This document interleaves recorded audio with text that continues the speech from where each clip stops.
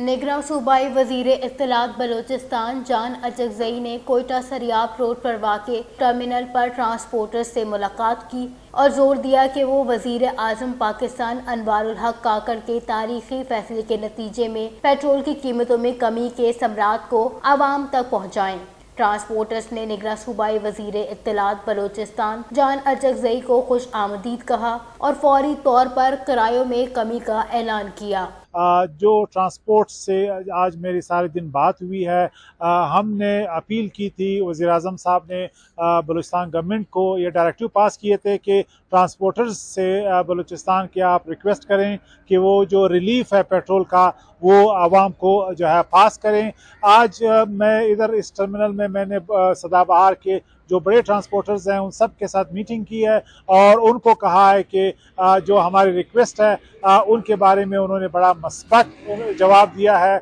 उन्होंने लब्बैक कहा है और उन्होंने इमीडिएटली 20% तक जो है अपने किरायों को कम करने का हमारे साथ वादा किया है और ये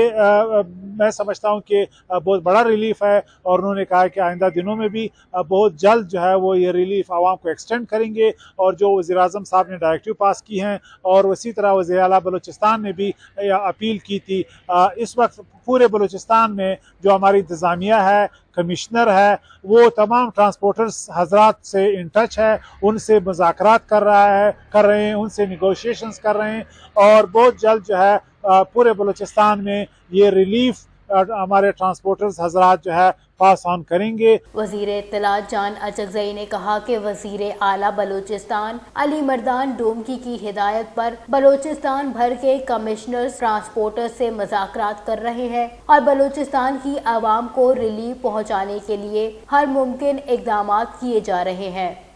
वश न्यूज़, कोयटा, बलूचिस्तान।